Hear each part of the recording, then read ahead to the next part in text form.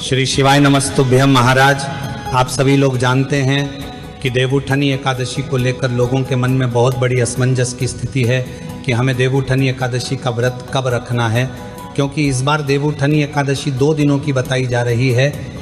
महाराज, यहाँ पर कुछ लोग कह रहे हैं कि 1 नवंबर को देवउठनी एकादशी है, पर कुछ लोग कह रहे हैं कि 2 नवंबर को देवउठनी एकादशी है। तो आखिर हमें देवउठनी एकादशी का व्रत कब रखना है, तुलसी विवाह कब करना है, देव कब उठाना है, सारी अद्भुत जानकारी आपको इस वीडियो में हम देने वाले हैं। महाराज, अब जो लोग एकादशी का व्रत रखते हैं वह लोग पूछ रहे हैं कि देवउठनी एकादशी का हमें व्रत कब रखना है।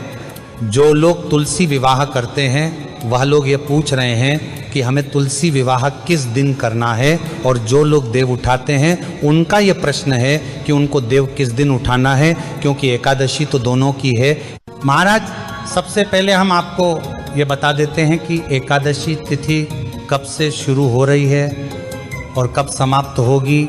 उसी के आधार पर आप ये समझ पाएंगे कि आपको देवउठनी एकादशी का व्रत किस दिन रखना चाहिए। महाराज, देवउठनी एकादशी की तिथि 1 नवंबर शनिवार को सुबह 9:12 से शुरू होगी और इसकी समाप्ति अगले दिन 2 नवंबर रविवार को सुबह 7:31 पर होगी।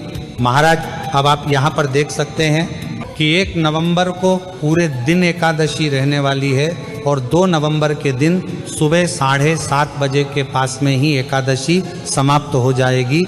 तो इस हिसाब से 1 नवंबर 2025 के दिन ही देवउठनी एकादशी का व्रत रखना सही रहेगा और यह एकादशी दशमी युक्त एकादशी होगी, और 2 नवंबर वाली जो एकादशी है वह द्वादशी युक्त एकादशी रहेगी।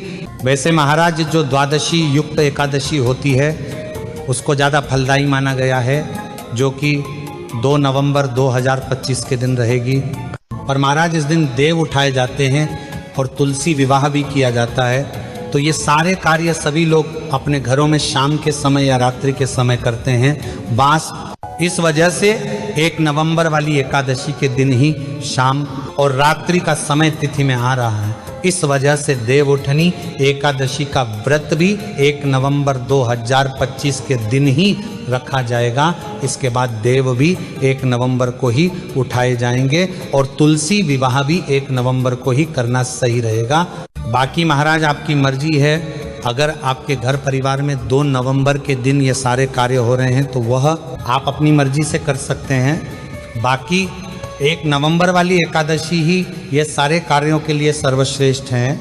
महाराज, इसके बाद में जितने लोग 1 नवंबर को देवउठनी एकादशी का व्रत रखेंगे उनको अपने व्रत का पारण कब करना है, मतलब अपना व्रत कब खोलना है, उसका भी शुभ मुहूर्त जान लीजिए, क्योंकि देवउठनी का एकादशी व्रत को हमेशा शुभ मुहूर्त में ही खोलना चाहिए। महाराज, देवउठनी एकादशी व्रत का पारण आपको 2 नवंबर के दिन करना है और 2 नवंबर के दिन हरिवासर का समय दोपहर 12:30 बजे समाप्त होगा और हरिवासर के समय व्रत हमें नहीं खोलना चाहिए, हमें नहीं।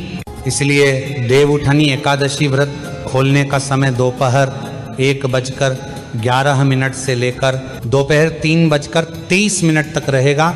इस बीच में आप अपने व्रत का पारण कर सकते हैं। महाराज, अब जो लोग 1 नवंबर को तुलसी विवाह अपने घर में करने वाले हैं और तुलसी विवाह का शुभ मुहूर्त जानना चाहते हैं तो वह भी सुन लीजिए। ये तुलसी विवाह का शुभ मुहूर्त 1 नवंबर शनिवार को शाम 5:36 से शाम 6:54 तक रहेगा। इस बीच में आप अपने घर में तुलसी विवाह कर सकते हैं, और अगर आप लेट भी हो जाते हैं तो आप शाम 6 बजे से रात 8 बजे के बीच में अपना तुलसी विवाह संपन्न कर सकते हैं।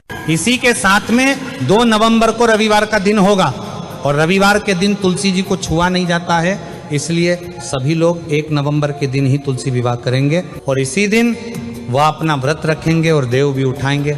बाकी महाराज, आप लोग किस दिन एकादशी का व्रत रखेंगे, तुलसी विवाह किस दिन करेंगे, देव कब उठाएंगे, ये आप हमें कमेंट में ज़रूर बताएं। और आप हमारी ये वीडियो कहाँ से देख रहे हैं, कमेंट में ज़रूर बताएं। श्री शिवाय नमस्तुभ्यम महाराज।